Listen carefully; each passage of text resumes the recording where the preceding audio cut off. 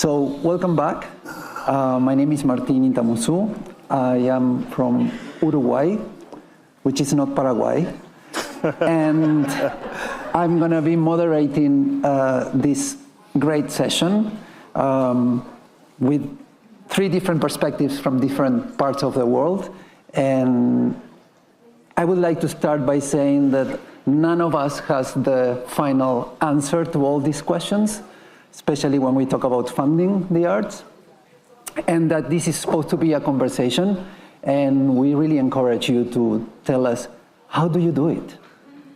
So we are here opening up the conversation, and then, of course, we are going to open the floor for everyone. So with me here, I have these three different speakers. I cannot avoid mentioning his jacket. And yeah. And because... And your shirt? Well, but, you know, but because he's wearing gold, we thought he should start. So, Sami, why don't you introduce yourself, your own context, where you come from, the kind of work you do, and also what's happening with the funding in your region? Well, that's a very long question. I mean, as you can see, I don't have any problem with funding in the region. But no, on a serious note, so my name is Sami Daoud. I'm from Egypt. I'm the executive director of Breaking Walls Festival. It's a small independent festival, but it has been the most running independent contemporary dance festival in Egypt. And we run as well the first and only festival in the MENA region for films that are dance films. So when it comes to funding, whatever I'm going to say, I'm sure the majority, if not all of you, have heard about it. But then I think the purpose of this conversation is to talk about the context, because there are no solutions. But if we understand the context in each region, as we're going to hear from our fellow speakers, is that we can draw parallels. So we understand what could work here. It might work in a different context. So to start off, we are in a region that is the hot spot of the world. There is an ongoing genocide just few kilometers from Egypt, and it affects the entire region. And with that, the first thing that we noticed right away, besides the horrific and humanitarian condition of what's happening in Gaza, is that all the funds that we used to rely on is just being thrown to the conflict there and to the genocide there, and trying to support as much as they can the Palestinians. And with that, obviously, the first thing that they cut, surprise, surprise, is arts and culture and education. So that's the first thing that we need to understand about the context. The second thing, because the majority of funders that give funding to Egypt are European and North American donors. What's happening? Again, surprise, surprise, the war on Ukraine. So all the countries started cutting budget, or in some cases, countries like Germany barely just maintained the actual fund that they have for culture, but it's obviously cut for any independent artists. So by that as well, that means that in Egypt and in the region and in its entirety, we don't have funding as well. And that has been the major challenge since 2022, so basically since the war on Ukraine started, that we do not have funding anymore.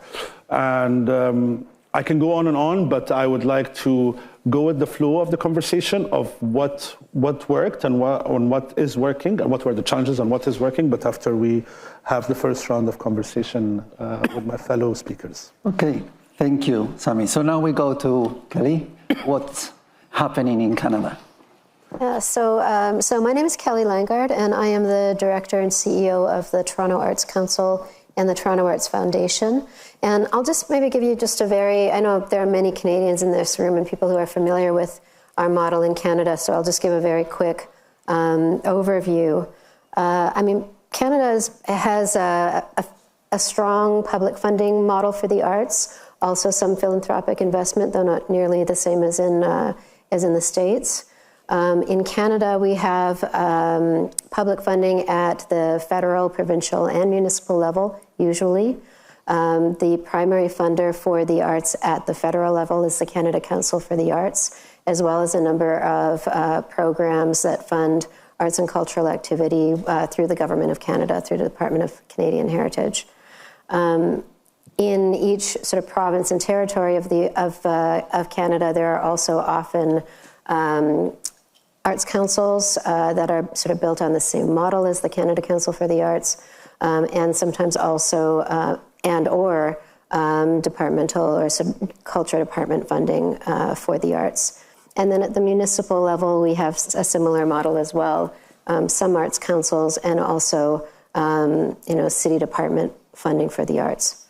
I spent 15 years at the Canada Council for the Arts, which has a budget of about $285 million annually, and it funds arts organizations and artists across the country, largely through a peer assessment model of funding, which is an arts council, the Arts Council model. The Canada Council also does partnerships and initiatives, strategic investments of various kinds. And when I was there, the work that I did was partly about funding artists and arts organizations to do their work, first in the visual and media arts fields, and then in an office that I ran there for 10 years called Audience and Market Development, which was a strategic office that gave funding for international travel and engagement, market development activities, and various other things that we did to increase international opportunities for Canadian artists. And, when I was there, I worked with many partners, some of whom are in this room. We were one of the sort of early partners of ISPA in the Regional Fellowship Initiative, and worked with other arts councils around the world and partners as well. And then I also did work there on sort of international policy and strategy, worked with various networks, including the International Federation of Arts Councils and cultural organizations, and also the Canadian Commission for UNESCO. So that was a pretty broad scope of my work there and also of what the Canada Council does. About 6 years ago, I had a desire to work more at the local level, and in particular also to return to Toronto, which is a city that I lived in before I started working at the Canada Council and that I loved. So I moved back to Toronto 6 years ago and spent 3 years as doing granting at the Ontario Arts Council, which was, an interesting time during the pandemic. I did a number of things there over 3 years, mostly around trying to innovate within our granting model and improve granting programs for organizations and artists. And the Ontario Arts Council has a budget of about $60 million that we had to work with. And then 3 years ago, I moved to the Toronto Arts Council and Foundation.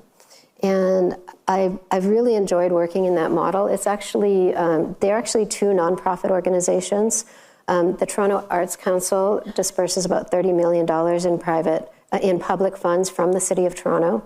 And the Toronto Arts Foundation is a charitable nonprofit that raises private investment for the arts in the city. And we have a budget right now of about $3.5 million that we raise annually.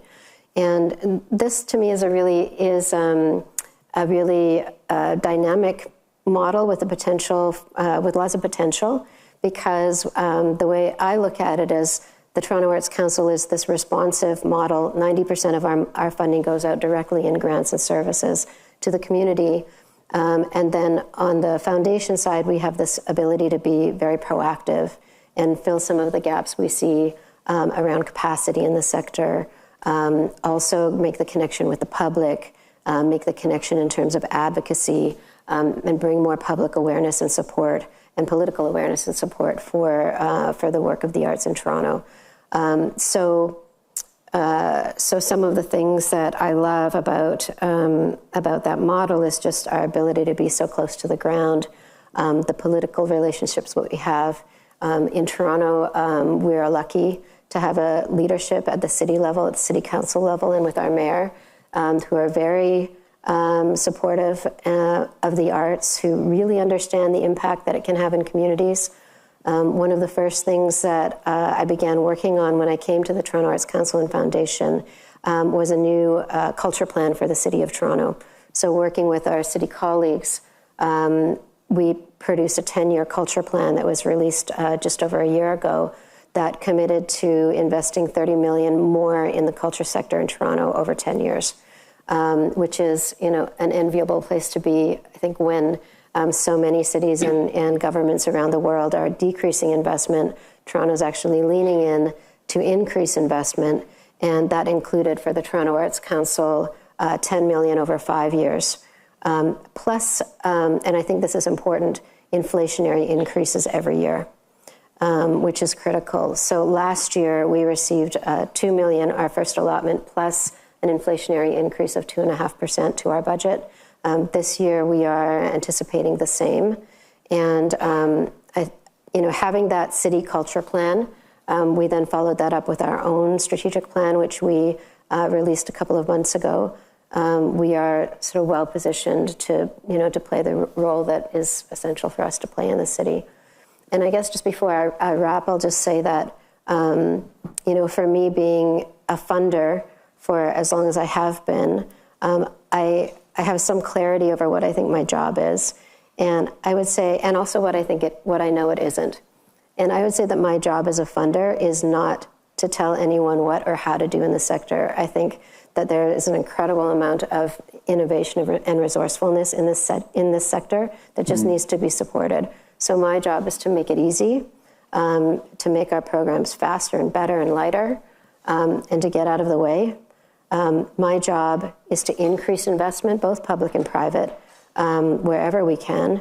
My job is to make the case for the arts and to build those relationships both within our own sector, at the political level, and outside of our sector, to make the case for why the arts matter and why they need to be invested in substantially and adequately.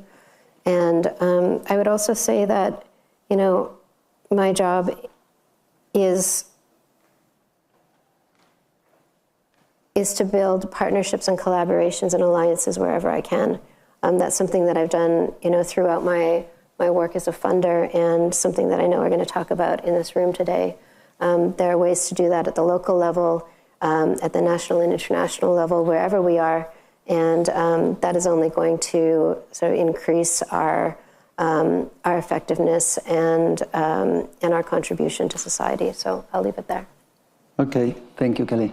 So let's go to the other side of the world. The other side of the world, that's me. Paul. And so I just want to come clean, and because I'm the co-chair of the planning committee, and I remember one day we were talking about this panel, and I said to Josephine and the rest of the committee that I think we need to have an Asian voice at the table. So a lot of times when we talk about funding, we talk about the North American model, we talk about the European model, and we rarely hear about the Asian model. And so I thought, and I did say, if you can't find anyone else, I would be happy to sit on this panel, but they actually put me on this panel, so here I am. And so my name is Paul Tam. I'm the Executive Director of Performing Arts at the West Kowloon Cultural District in Hong Kong. And I think a lot of you in this audience have been to Hong Kong and came to the project, specifically last year at the Hong Kong PAX. And so I remember a lot of you came away telling me, because I was the tour guide of that event. I took a lot of people around, and they all came away impressed, thinking wow, Hong Kong government spends so much money on an infrastructural project like the West Kowloon Cultural District. And so, in fact, the government spent about, I'm using Hong Kong dollars, and so 21.6 billion Hong Kong dollars just to build the 2 museums and the performing arts centers, and another 21.6 billion to reclaim the harbor, on which we built the plethora of artistic institutions. But all that glitters. In fact, Hong Kong, just like any other economy in the world, we're suffering. And so as I came to New York, a lot of us back in Hong Kong faced with budget cuts from flagship companies, the Hong Kong Phil, the Hong Kong Ballet, to the mid-ranked and independent artists. And so everyone's suffering. And but I remember we were told not to be pessimistic on this panel. We have to have solution. We have to be positive. Thank you. And so I'm going to reserve positive strategies later on. Yeah. So here I am. Okay. Thank you. Everyone is looking forward for that part. So thank you for your introductions. Let's dive in now into the... So we're going to divide the conversation into parts. First part, we're going to be very, very pessimistic. So we are going to complain a lot. And the second part, we're going to be more optimistic, and we are going to create possible solutions altogether. So for this first question on the pessimistic side, so my question would be what's not working in your different contexts. But I want to mention something before.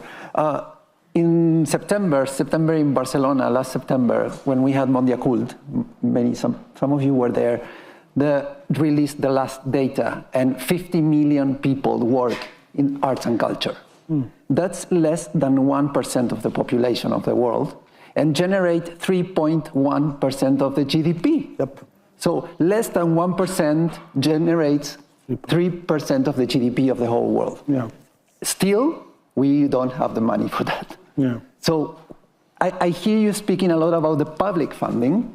So later on we can talk about the private funding as well. So let's stay in the public area and try to analyze in your regions, because some of the numbers you mentioned, I'm sure for people in the audience, they are gigantic numbers. Oh, yes. So for some Latin American countries, nobody has that budget. So considering that, having in mind the differences we have in the room, what's not working? Do you have time? So in Egypt and generally the Middle East, but in Egypt, what's not working is that there is no public funding for any independent art. And if there is, it is heavily censored by the government.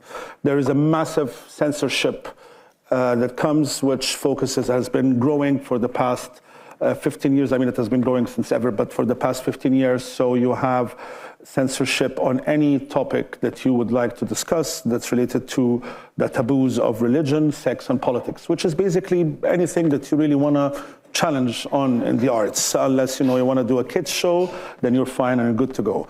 So we have that. We have bureaucracy that bounds on social acceptance. So, for example, if you want to do what we do at Breaking Walls is that, as the name suggests, we're not a conventional festival, so we do not run performances on stages like that. So we want to go to public, semi-public, private places or venues. The minute you do that, you find bureaucracy from red tape not allowing you to do that, or the social cohesion, because people will be like, why are these people gathered here? Why are they dancing weird dances? And that's actually part of why we want to do it. We want to challenge the norm, and so you have that as one of the challenges.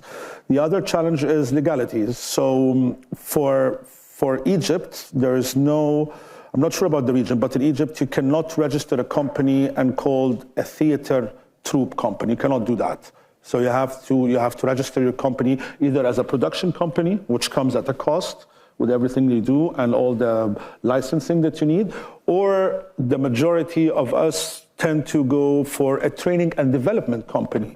So we say we provide training and development. We teach people how to dance, or we teach people how to act, but that's not actually what we do, because there is no legal format for doing a theater troupe.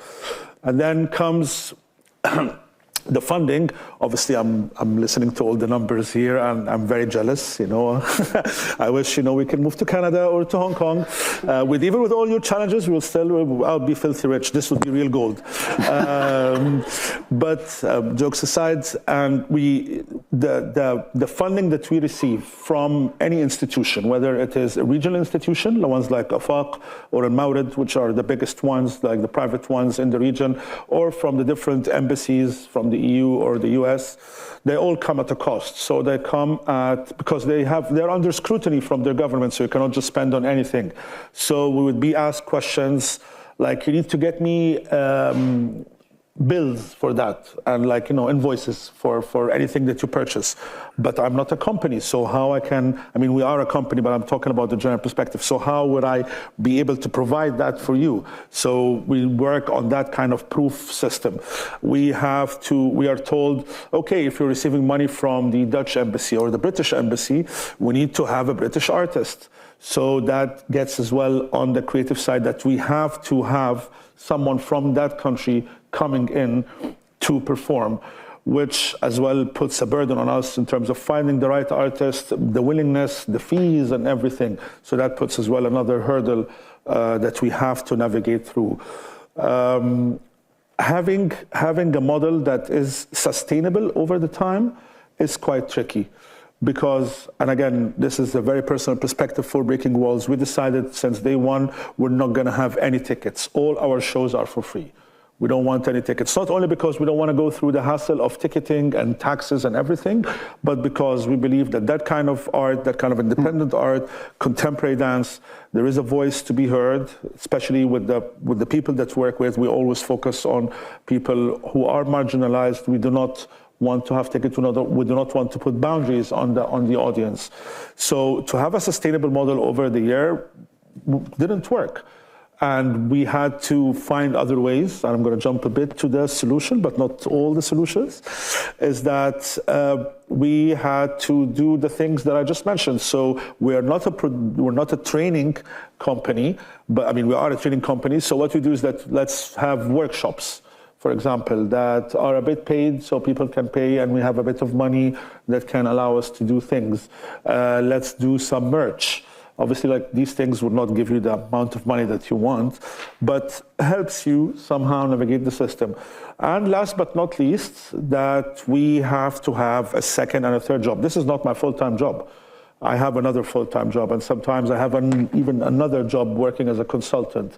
So we need to work 2-3 jobs a day, even though, as you said, we're 1%, but we're contributing 3.2. And that's the interesting part. I'm going to keep saying challenges, sorry, folks. Another challenge is that now there is money somewhere, maybe not dedicated to a production of a performance, but there is money in climate change or combating gender inequality or employment in underserved communities.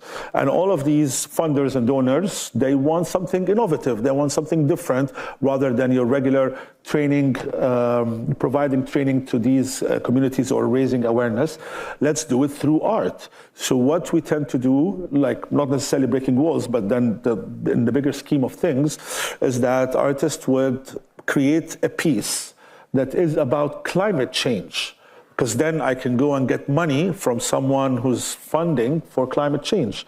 So I'm not saying I'm against that. Whatever works for you, but I wish we live in a world that I am not forced to have creative choices just because to suit what the donor and funder wants.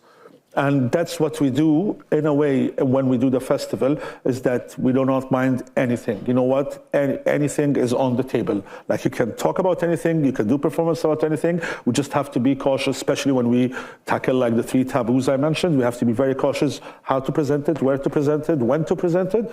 But then we do not have any creative input on what you do. We ask you to come and have a performance, whatever you want to do, even if I do not like it, because that's not my call. The call is the audience call. If I do a performance and I suck, then the audience are the ones who tell me you suck, not the one who's managing the fund and managing the stage and production tell you, oh, you suck. I don't have we agreed on that from the beginning. We do not have a say in that. This is your call. We trust you. We like you. Do your magic.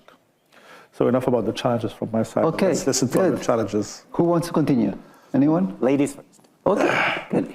I mean, maybe I'll just focus on 2 sort of broad challenges that I see.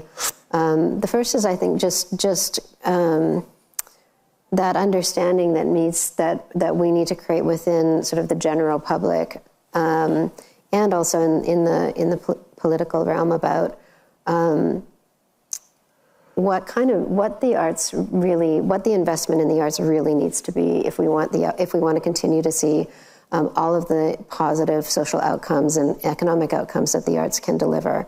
So I feel like, and we've all encountered this idea that everybody loves the arts. They think it's great, but they don't think that artists need to be paid. And they don't think that arts organizations actually need resources for staffing, or,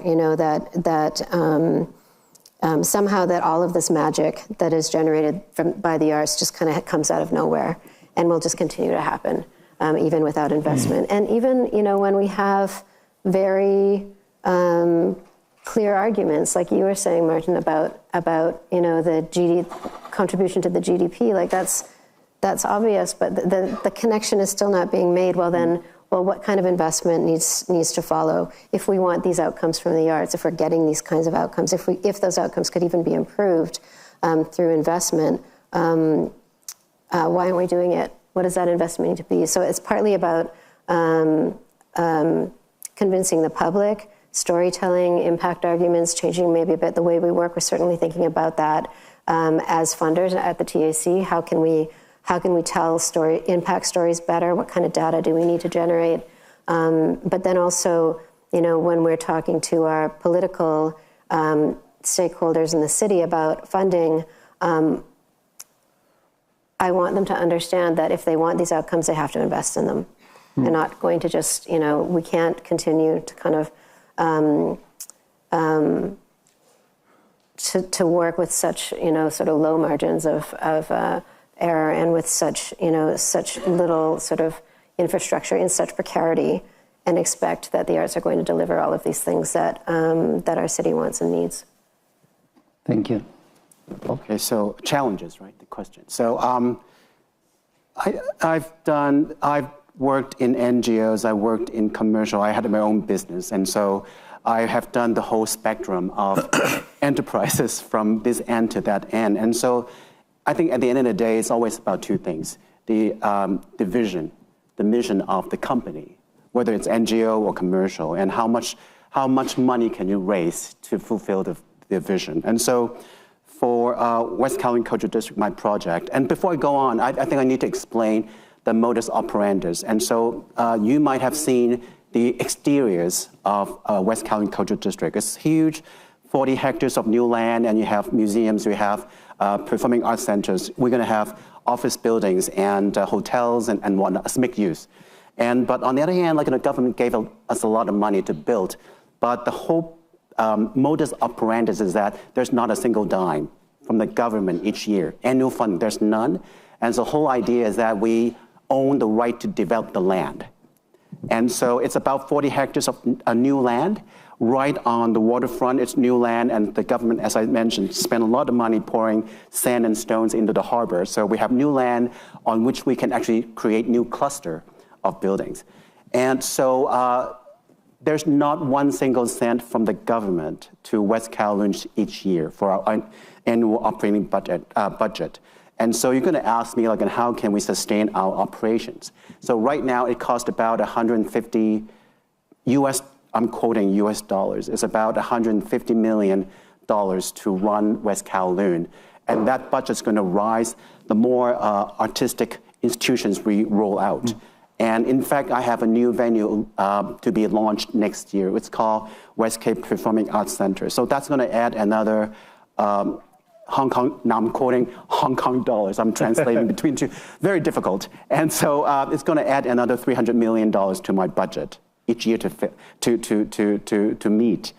And so, and all this millions and millions of dollars, and how can we meet the target? And so instead of government funding, so we really rely on the land. So we own the right to develop the land, and so we can sell the land to commercial developers to turn it into hotel, offices, and commercial residentials. So three kinds of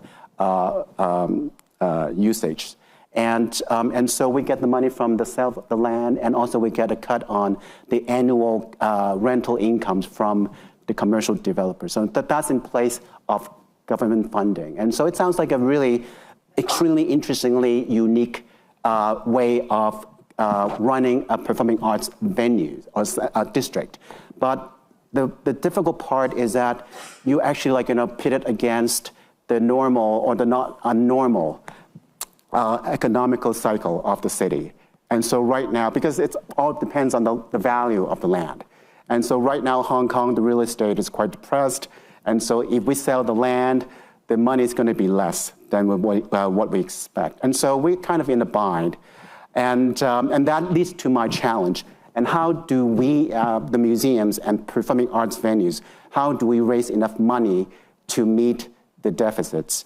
And so we talked about the annual budget is about $150 million to run the entire district.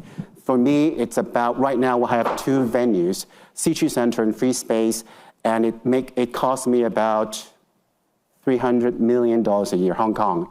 So roughly about 50 million US dollars to run the 2 venues. And so by next year, it's gonna jump up to 500 million. So it's about 80 million US dollars. And so there are 3 kinds of incomes, revenues we rely on: the box office, fundraising, and venue rental. And the rest, so we make about 40%, 30% cost recovery. And so of the budget. And so the rest comes from the land. So basically that's my challenge, is how to actually raise enough money so we can actually have wonderful programs on stage for our audiences. And so the strategy comes later, right? Okay, I think you are already, all of you wanted to share some ideas. So let's move into that. What surprised you that worked in your region? Something that you didn't expect that was gonna work for funding? So it's a tricky one, because what has started to work, but not without its side effect or ramification, is impact investment. So in the essence that, so let me gather my thoughts. So we all know in all different parts of the world that when artists gather in some district, and they start having performances and talks and organize themselves, the district becomes nicer, becomes much more fun, much more appealing to everyone. So people start moving in that district and want to live there because they want to be part of that community, or in some cases it could lead to certain movements like we have seen around the world. And when this happens, it catches the eyes of everyone else. So you have real estate developers who would want to come and invest because that became a nice neighborhood, became an appealing neighborhood, became a neighborhood that people want to live in. So they would come in and buy the buildings, and then obviously all the rents would go up and everything, the whole gentrification. However, what's surprised and what's kind of working a bit in Egypt is the sweet spot.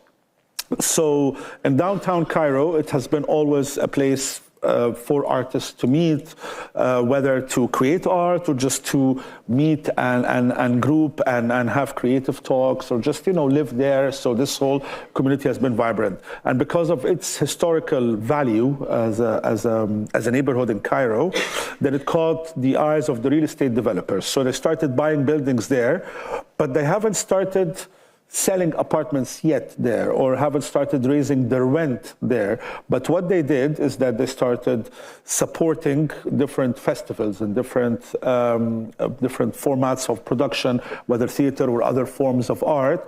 So it's allowed just like a bit of breathing for artists, hey, we can actually have a performance. We can actually create performances there. We can actually have rehearsal spaces. So I'm not saying that model in Cairo is working. On the contrary, it will definitely collapse very soon because it's very gentrified and very capitalistic. But it's always about trying to find that sweet spot while it's still not bad yet. So it worked a bit for some of the performers in Egypt, that they managed to run that space. But then within the next couple of years, it's not going to be there, and we will have to move to another neighborhood and start, occupying that neighborhood as artists, and the value of the land would raise and whatever. But then the impact investment model comes. It's a tricky business because it depends on countries. So you have certain countries where you can have communal ownership, or where you have a bit of lobbying for a local municipality or local council. We don't have that in Egypt. But that model I saw when I used to live in London. I saw it work. The people would take over a warehouse. The owner of the warehouse doesn't have enough money to renovate it, so the artist would go there, renovate it, and run it, and have this whole creative industry vibe. So you would have your barber shop, and you will have the graphic designers, and you will have the performing artists, and you will have the audiovisual company, and you have like the music recording studio and all of that. So that sense, the owner would still maintain the value of the land and the value of the building, and not taking much rent from the artist. So that kind of surprised us in the way that it works. What I mentioned before is you have to adapt. I mean, at least in Egypt or countries that are similar to Egypt, especially in the global south, as I said, we do not have enough money. We have to do other jobs. So yes, even though I'm saying I'm not pro it, but then if there is a fund to combat tackle a certain topic like climate change, do something about it, raise awareness, consider it even not an artistic project, consider it as training, as like a rehearsal. You're doing a rehearsal just, to get your creative process out there and move your muscles and go from somewhere to another, network a bit. So that worked for some people. Like I actually started, specializing more. Some people deviated from doing art, what they want to do, to actually be specialized more in delivering that kind of programs for these certain topics. So that worked a bit as well. What worked is that yesterday there was a bit of topic about cross-sectorial work. I don't believe like necessarily or cross-sectorial, like I need to work with certain people, that's a different topic. But then, for example, we would have an exhibition or a fair that sells handcrafted accessories and whatnot. And then we would collaborate with them, and then would say, okay, what about while people are there shopping, we will have a small pop-up performance. So, and that's not heard of in Egypt. I'm sure it's heard of everywhere else. So we would go and have a small performance. So it would be some sort of entertainment / getting your voice out there. And again, I'm not saying it's the best model, but it did work for a bit.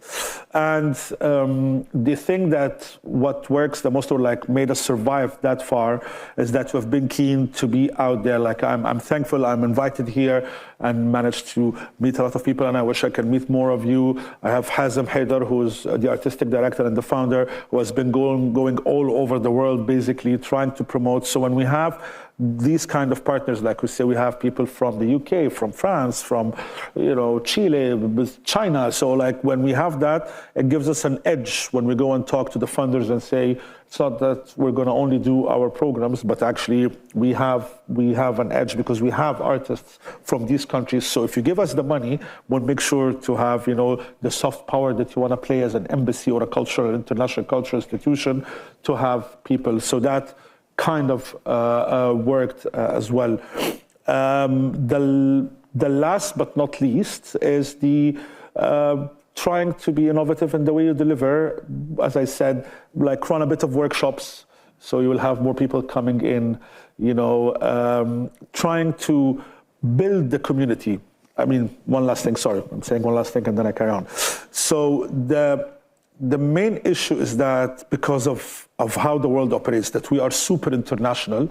We all have the eye out there that, yes, I would love to perform. We get invited to perform here or attend this festival there. But I think it comes down to really work with the community. If I end up being in Egypt and I never have to perform anywhere else in the world, I wouldn't mind doing that for the rest of my life. I don't want to perform anywhere else in the world. I want to perform in Egypt. This is where I am. This is where I belong. This is the kind of resonates with me. If it works for different countries, fantastic. I would love to go. But to do that, I really need to focus back. I need to get people to come, the audience to come and see me, to come and talk to me, to go out there even to them. Egypt is a massive country, so it's not only about Cairo, which is the very, very centralized city, but we have to go out there, and that's what we do. We go to different cities that have never seen dance performance, like villages that have never seen dance performance their entire life. I would go out there. I want to build that community. Because whether I get tickets or not, whether I get funding or not, that's the only way I can truly survive as an artist and maintain my integrity. Thank you. What's working?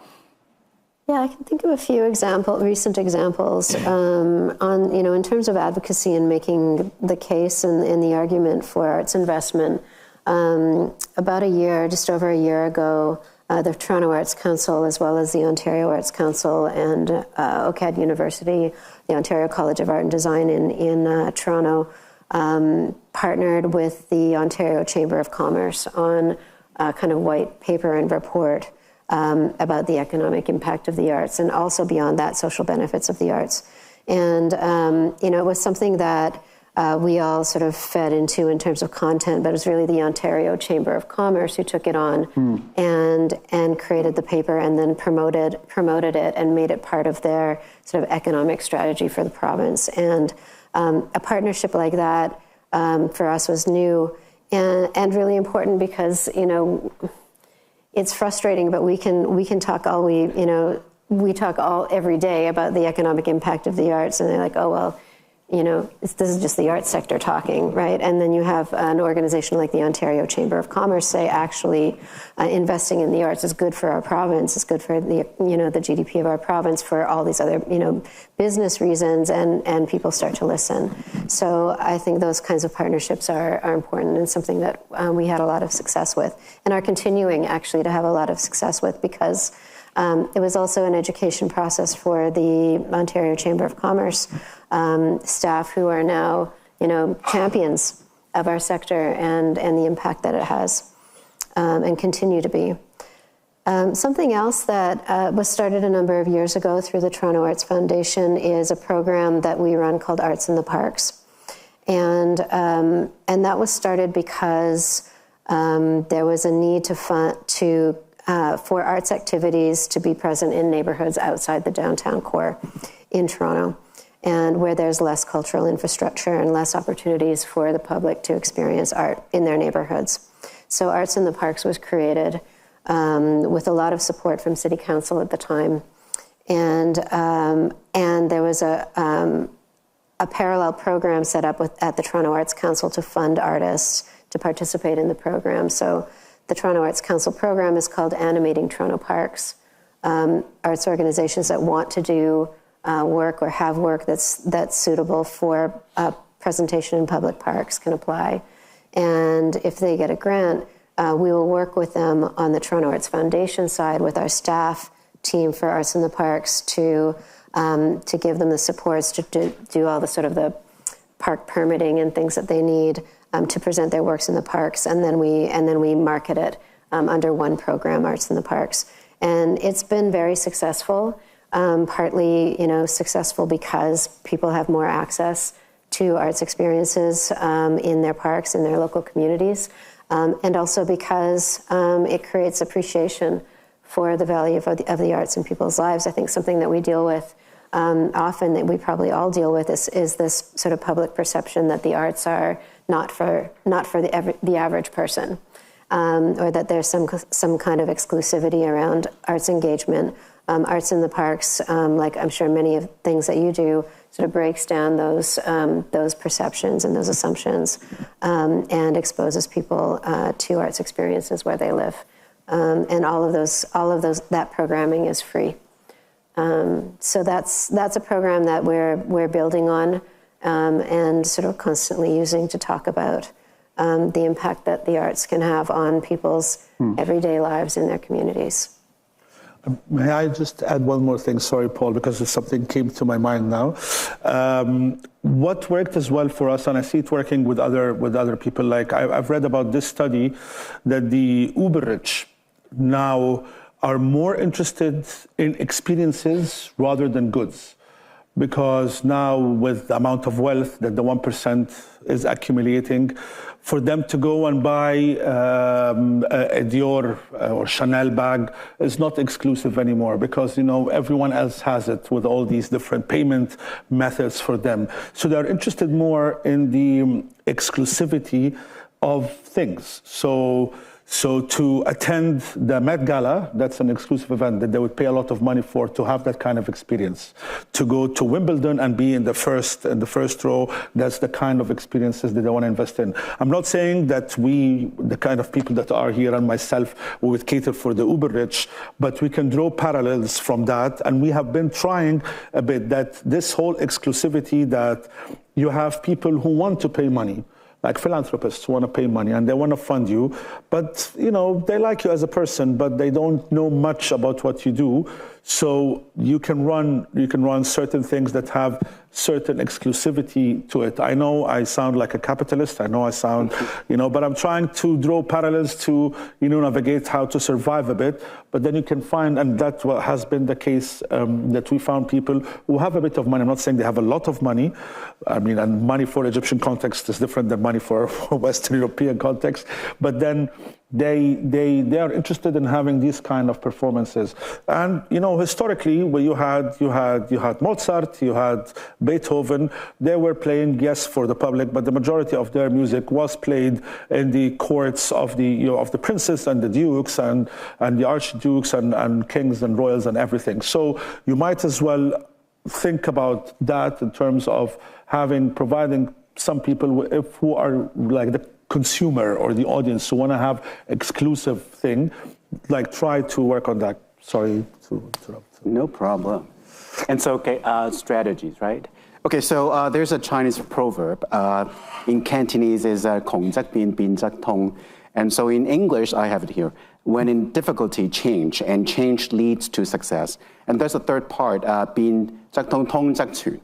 So the third part is success leads to perseverance. And so that's a Chinese proverb. And so, as I mentioned, there's such a tight financial control on my project, West Kowloon Cultural District. And so now we're settled with 3 KPIs, and we go by KPIs, very corporate, very, very corporate. And so, first of all, we had capped staff costs, and so we have to limit our staff cost increase every year, and we have capped deficit. We can only incur so much deficit we cannot go over. Or there will be punishment, severe punishment. And so the third thing is cost recovery. We always have to be chasing this ever higher cost recovery from the venue cost, our venues.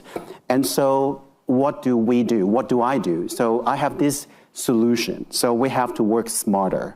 We have to program smarter, and we have to spend smarter. And so how do we work smarter?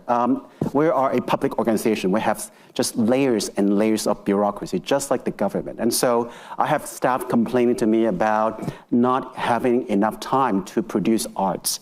And so we're supposed to be here protesting arts, not filling out paperwork and that sort of thing. And so what I did was I asked our internal audit department to do a holistic exercise on all the work processes for performing arts division. So from procurement, from HR, recruitment, from any sort of paperwork, any sort of bureaucracy, they did a holistic 360 examination. And so they just came up with, I think, about a 30-page report recently.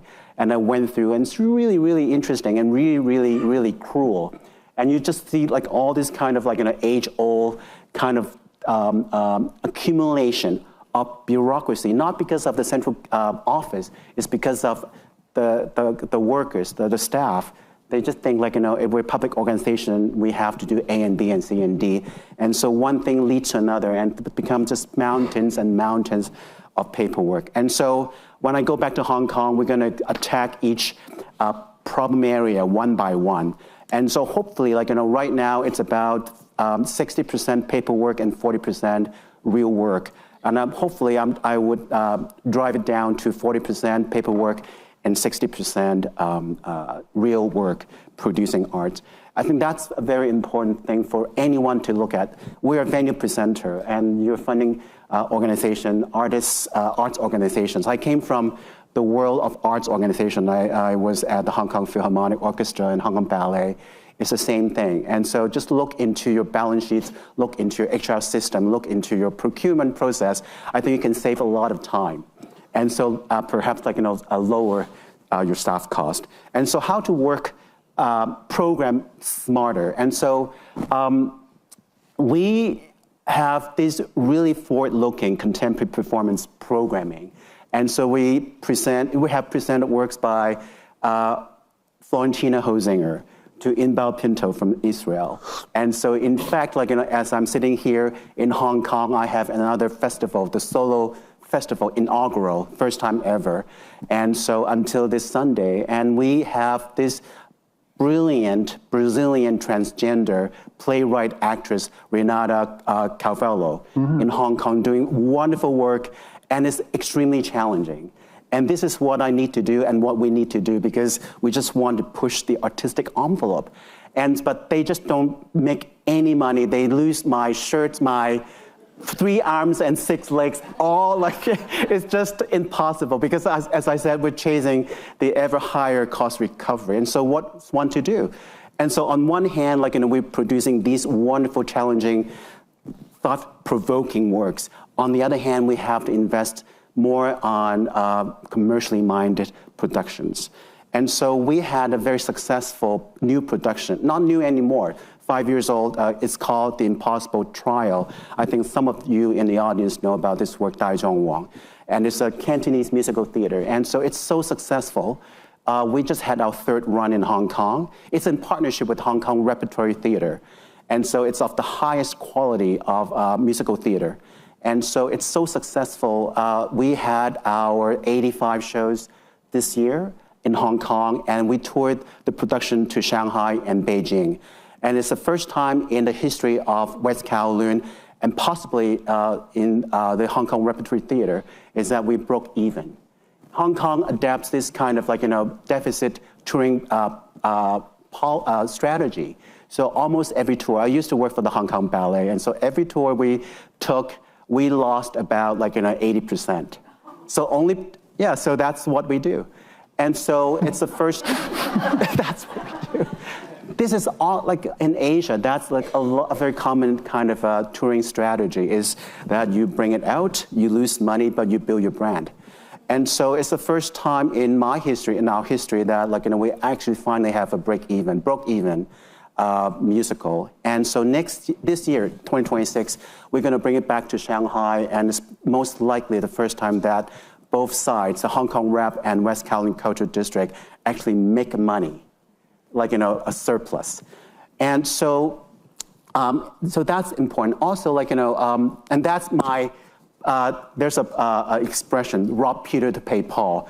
And those are my rich Peters to pay for the poor Pauls, my contemporary performance, and also my Chinese opera. If you think about money losing, art form, do not do heritage. Art form, it just lose your shirt on your back. And so, so the whole thing about programming smarter is to have a better balance. Time's tough, and you can just stick with the old programming strategy, but you just don't have the money to pay for anything else. And so program smarter. And so the third thing is spend smarter. And that is actually part of my strategy for the next 5 years, is how to form even more partnerships. These day and age, back in the old days when I was at the Hong Kong Ballet, we partnered with the South Australian Ballet Company. We partnered with Doormat from Germany. And so this is how we actually lower the creative costs, the outlays. And so the more partnerships we have, the lower the cost. And so I think this is a no-brainer. Everyone is doing that right now. But for West Kowloon Cultural District, it's a new kid on the block.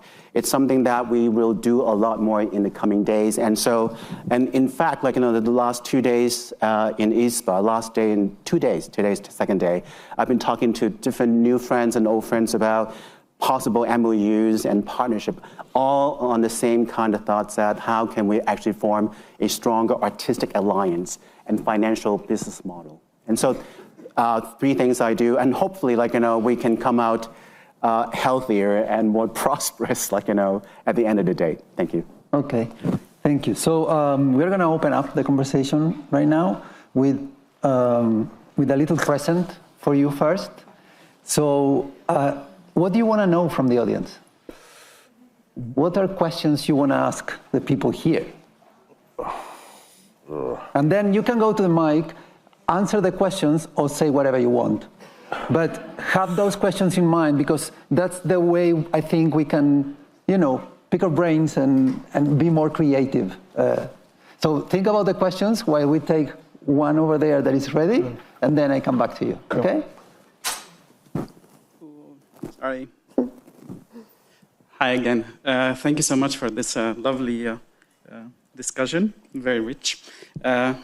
Not thanks to Sami, of course.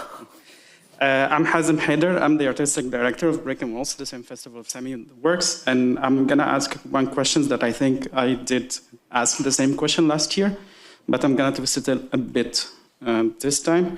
So in a time right now that we live in, that there is a global crisis that is happening, and everything is just like, everything is coming on expensive, like Sami said, of art and education.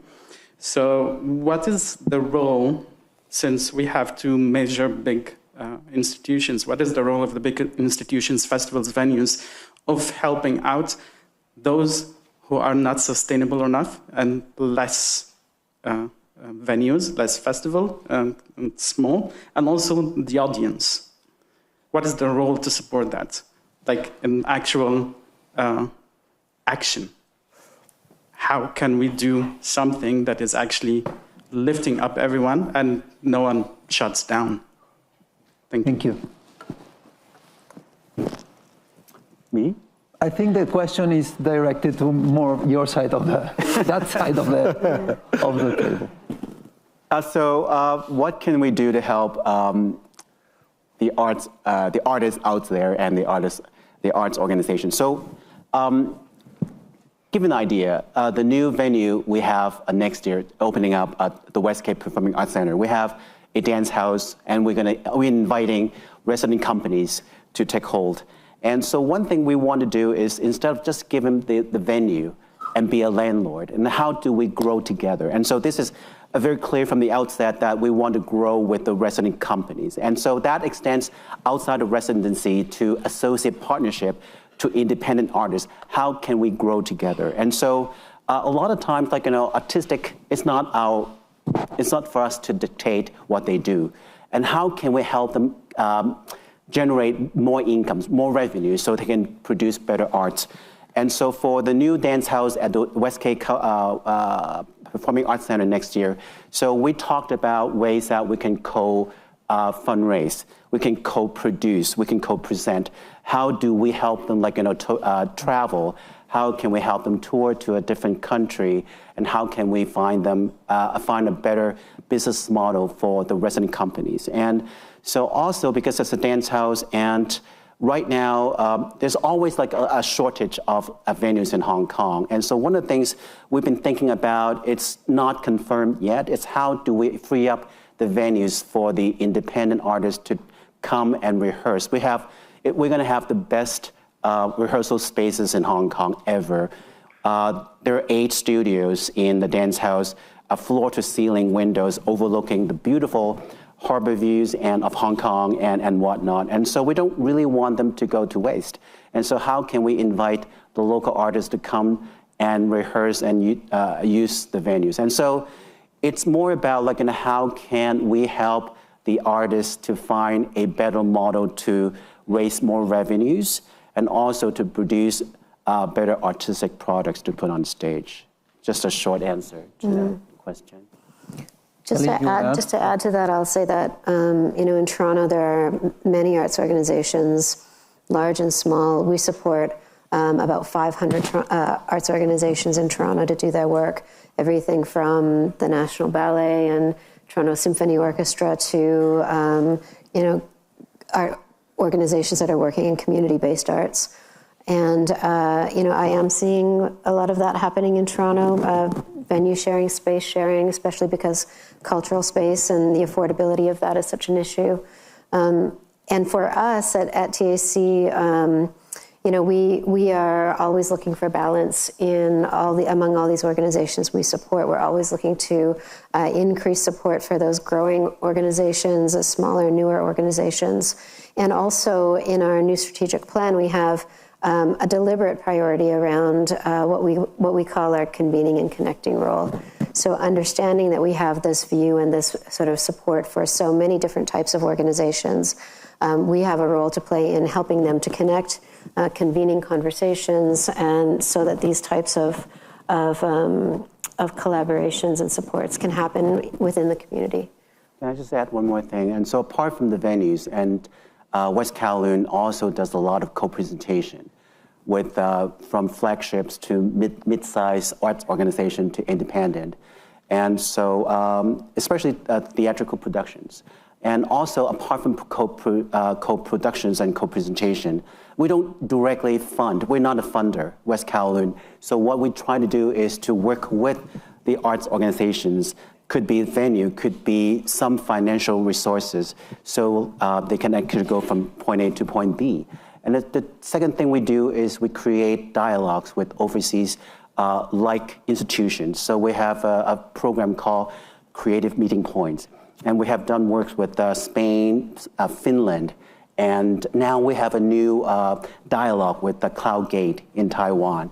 And so we'll bring over artists from Hong Kong to Taipei, Cloud Gate, the dance theater and the center, and so vice versa from Taiwan to Hong Kong. And so we will continue to do so. I think this is more important than giving artists, because we're not in the position to give money to the artists. So instead, we help them reach farther and higher through those initiatives.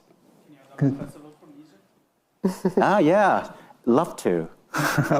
Yeah, let's talk. Robert. Thank you, panel. I mean, I think you've all said some very interesting things. My major reservation is, though, that I don't think you've actually answered the question, which is adapting to change, responses to shifting funding priorities.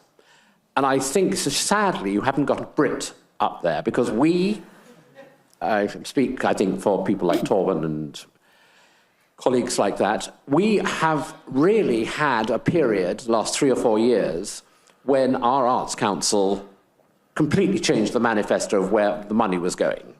And so many companies, especially in opera, have had to really struggle to find ways to cope with these huge cuts. But the ultimate result is that the quiet fight back has just landed a big report by Baroness Lodge, who has written a report saying the whole last 4 years has been a fiasco. We have to sort of go back to some sort of sensible funding. Now, there were companies like Glyndebourne who lost all their Arts Council money. The only Arts Council money they got was for touring to Milton Keynes and to Liverpool, taking their wonderful, opera to these cities which didn't see a lot of opera. But no, they decided that, it's better to give that money to do opera in car parks and fields. But Glyndebourne didn't just say, they decided to expand their season in their home in Sussex and do more performances in the autumn and concerts. And it's been a huge success for the company, so much so that if they get the money back from the Arts Council, they're going to be very pushed to go on the road again. But I haven't really felt you've all touched upon it, like responses to shifting funding priorities. Well, one of your responses was to do smaller work or smaller scale work, which I think Michael Kaiser would object to greatly, because he always said, do bigger. When things get tough, do bigger. Kelly, you said, you've been slightly altering the goalposts to the amount of money you have. But I don't feel we've actually responded to the shifting of funding priorities, if I may say so. I've just been provoked. As usual, Robert. So I just want to mention to add on that, Robert, the funding priorities, if there is a funding priority. Because what you talk is in a context that has an Arts Council. So I'm thinking of all colleagues here from Latin America. There's no funding priority. So there's no shifting, because we don't come from nowhere. So we are building something. So there's no shifting, there's no way. So I think it's coming back to the beginning. It's like it all depends on the context, where you're coming from, where you're going, or if you're not going anywhere. And I think as well, it's different from you're talking about, I assume, fine arts than really independent, grassroots performances like companies in different parts of the world. Because in that sense, which could be one of the solutions that remember I wanted us to ask a question. So who here from the audience has managed to work with their local council, national, federal government to push them to give more funding, and they actually gave them more funding to work on their programs? If there's anyone here who has that kind of an answer or has that kind of story, please, let's carry on the conversation. Another question would be, who here has managed to break even or actually have surplus in their budget without having to cut costs massively by laying off people and, downscaling production, everything? Who here has done that? Because that's another question. And a third question is, who here has really tackled how AI would impact their work? And I'm not talking about conversations that we all have had at some point with each other about how it's going, intellectual property rights. Who here has really actually tried to focus on that and how they're going to be working later on that's going to affect their work? But I think what Robert's referring to is about perhaps the public funding, the shift in the public funding priorities. And so evidently, every government's cutting back on the arts and culture, but they're actually spending more on medicines and medical, and also IT, everywhere in Hong Kong too. So there are new funds to be applied for. If your arts project, touches upon technology or medicals. And so I think 21st century, we have to reframe the context, reframe ourselves. We're artistic organizations. What we do is artistic. How can we actually influence the other aspects of the society? So arts and therapy. So perhaps if you have a program, arts and wellness. So I've been having this idea of a participation and learning program, arts and wellness. And so we can actually approach, in Hong Kong, we have a lot of commercial, private, medical providers. And so I think they have all the money in the world. They have money coming out of the years. And so private hospitals. And so can we not work with the hospitals for funding to actually put back to our arts wellness program? So I think this is perhaps what Rob's talking about, the priorities changes in the government funding. And so technology, I think that's a no-brainer. And I got a good amount of money from the Jockey Club 25 years ago on something called Creative Tomorrow. It's an arts tech festival. And so at the time, Hong Kong government thought we have to play catch up on the arts technology. And so they encouraged the Hong Kong Jockey Club, which is the largest charity in Hong Kong, to give out a lot of money for arts organizations who are willing to come up with arts tech projects. And so I got some good amount of money. And so I think that's something we look out beyond our usual suspects, the arts and culture funding, but look into other parts of goals within the government, I suppose. Yeah, Robert, I'm just thinking about your question, and I think, I follow what happened with, what's happened with Arts Council England and the funding shifts in the UK. And I think that, what I said earlier about, my funding philosophy, which is, I already think that there's a diversity and innovation of in activity that's happening in the arts community that I want to follow and support. I don't want to tell arts organizations what they need to do, but I do expect that the arts community in Toronto is responding to the needs of their communities. And, in Toronto, we have a very, wide diversity of communities in Toronto, and also reflecting that, a very diverse and active arts community. And, as long as I can see that there's, that the arts community is responding to and reflecting the communities of Toronto, and then, I don't feel like it's my role to kind of dictate what people should or shouldn't be doing. You know, I hope that helps to answer your question. Approved. Any other questions or comments or Where everyone is tired, they want to have a break. complaints? Okay, so I think that's the end of our conversation, our public conversation. Then we can go on outside. There's going to be a break now. Yes. Martin, can we ask them a question? Yeah. So we talked about our experiences, and what about yours? Is there any successful example in terms of like in a meeting that the funding challenges from the audience? Wow. Your solution. Yeah, but this is reality. Yeah. This is reality. And also, we kept talking about public funding a lot. And behind public funding, there are people who decide those policies. And we didn't get there, right? There was a colleague from Ecuador that said that whenever artists have to compete to get money from the governments, in Ecuador, they call it the Hunger Games. Yeah. Every year is fighting for 2 pennies. Yeah. And what are we going to do about it? So my question would be, like, are we waiting for the outside to change for us, or do we need to change how we approach this topic? And I think you mentioned something that is very important, that is, we also need to change our own narrative, how we tell our story, right? That 1% of the whole world providing 3% of the GDP, that's crazy. Yeah. So how can we use that in our favor? So thank you.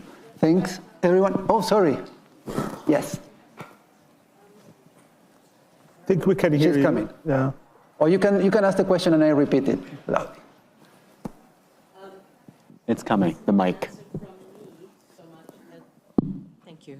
The other day I was at a session where somebody from Catalonia was talking about a program that they have, and I just found it interesting, to increase the relationship between corporate and for-profit businesses and not-for-profit. And what she was explaining is, I thought, an interesting twist on tax policy, so that if at the end of the year, a not-for-profit finds itself short of funds and in debt, which happens how often? Often. And a for-profit company has a significant surplus and wishes to lower their tax burden, tax that return. post facto they can contribute to the not-for-profit to help relieve their deficit. And I thought that was a very interesting and creative tax solution for everybody, and for keeping a community alert to each other and aware of each other's needs and concerns. That's true. Thank you. I'm Barbara Steele. Great example. Thank you, Barbara. I'm not from Catalonia.